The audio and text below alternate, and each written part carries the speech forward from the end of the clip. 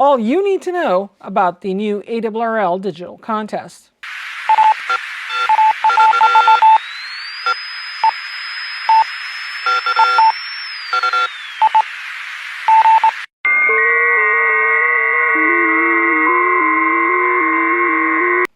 The ARRL has a new digital contest. By digital, we mean FT4 and FT8 and other data modes.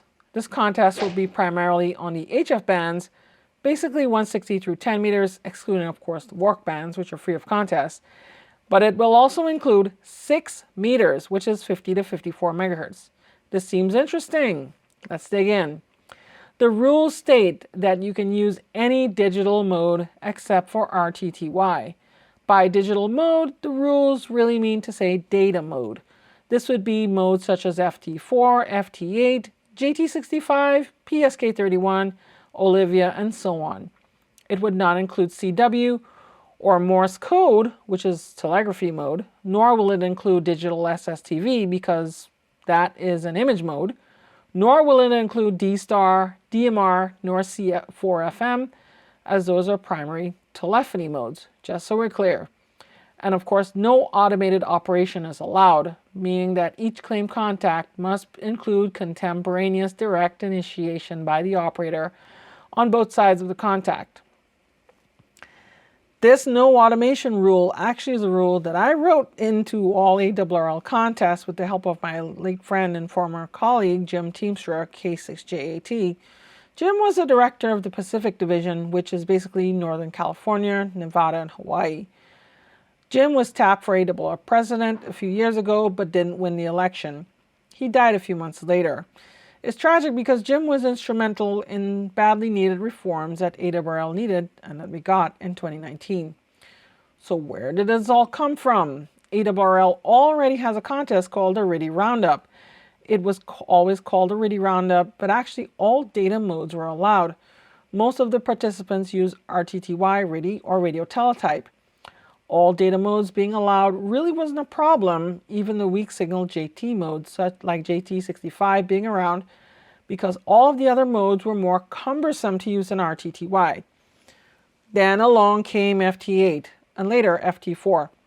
FT8 introduced auto sequencing, meaning you can push a button, call CQ, and then someone can respond to you, can automatically pick them up, and then go through the whole exchange with no intervention until it's time to log and recycle back to CQ. This was a bridge too far for many who felt that this gave an unfair advantage to FT8. Of course, there are some who are just anti-progress. Let's just put that out there. FT4 made it even easier, well, sort of, by shortening the transmit cycle of those contacts to 7 seconds instead of 15. Even despite all this ease of making contacts, though, I didn't see much of anyone using FT8 or FT4 in the RTTY Roundup. Many veteran contesters were calling for FT8 and FT4 to be completely removed from the RTTY Roundup and all contests. The impact of FT8 was pretty much a shock to the ham radio world. Today, most traffic on the airwaves is FT8, and it's pretty easy to see why. It's easy to operate, can be used with low power and very limited antennas, and yes, some people automate the heck out of it. So clearly something had to be done. The ARRL Programs and Services Committee, being charged with responsibility for radio sport programs, had to look into the matter. Who is the PSC? They're a committee of the board of directors who administer things like radio sport and DXing as well as technical awards. This idea of a separate digital contest isn't exactly new and was floating around since 2019 or so. When I was on the Programs and Services Committee back in 2019, this was an idea, but it kind of took time to develop into what it was today. And this isn't the first time either that there's been a digital contest. Years ago was the PSK Deathmatch. The prize was not a certificate nor any plaque, but an actual sword. Pretty nice, right? Well, that contest died off with PSK 31. I mean, PSK 31 is still around, but it's a shadow of its former self. So let's talk about the new digital contest and some of its highlights. This contest will be data modes only, FT8, FT4, PSK 31, Olivia, etc. There will be operation allowed on HF bands and 6 meters.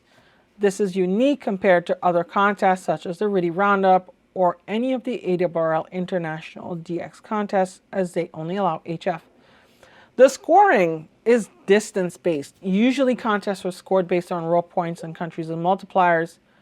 So the first one, data modes, is brand new territory for many veteran contesters. It's also fairly old hat for experienced operators. There will be an interesting route to the top for those establishing themselves in this contest, or those who are looking to add yet another plaque to their shack walls. The second one, 6 meters. This was a careful study done by the Contest Advisory Committee. There was initially a thought not to include 6 meters, but later on it was added back. Why? The original contest plan, the plan for the contest was in March or April. Later on it was decided that the contest would be held in early June. The report from the Contest Advisory Committee in 2021 said that it would not make sense to have 6 meters unless the contest was held in June or July. Eventually, when they settled on early June, 6 meters was added back in. Now, if you know 6 meters, you will know that this is the time when 6 meters opens up and all sorts of interesting DXs on the band. Not only that, but technician licensees can enjoy interesting DX on 6 meters. But DX isn't the only thing on the band, so that brings us to the next point. Distance-based scoring. This isn't exactly a new concept. There is another contest called the McCarthan contest, which uses distance as part of their scoring.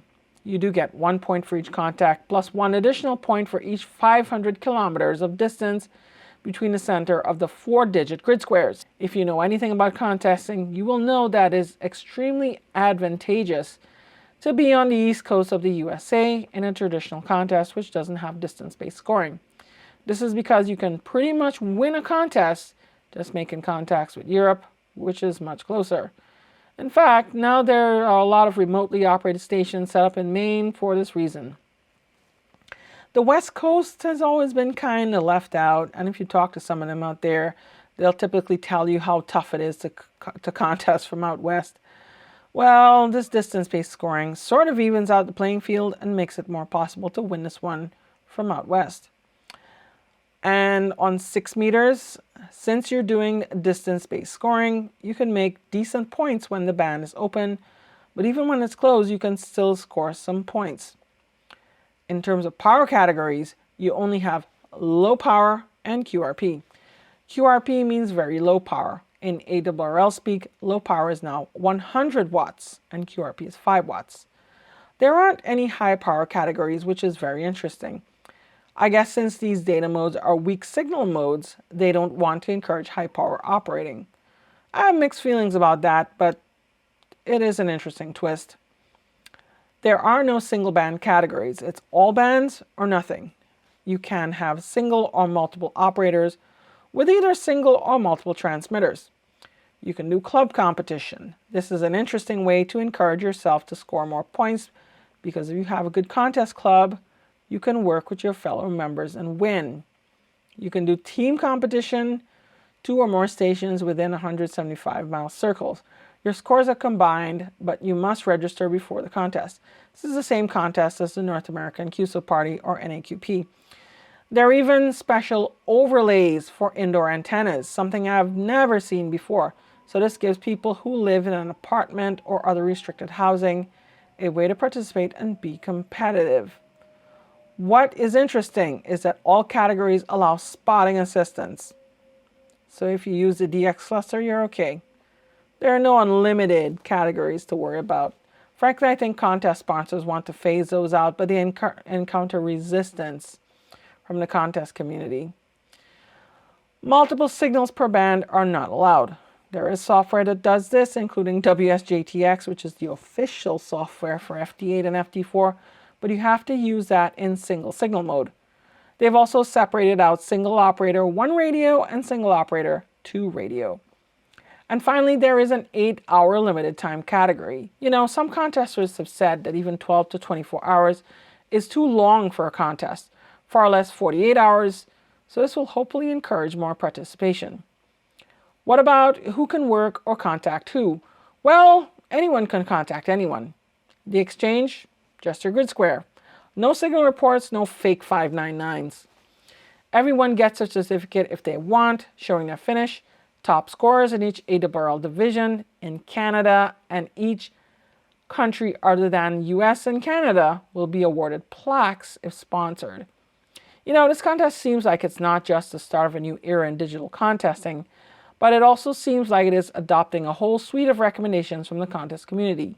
Many of these ideas I've seen bounce around contest mailing lists and also random ideas. I really hope that this contest can be a good proving ground for these ideas.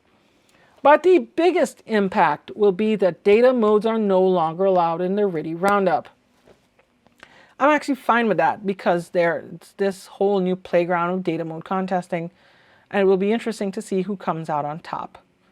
So, will you be playing? I might. I think I'll play in the limited time category. Who knows? Until next time, peace in 73.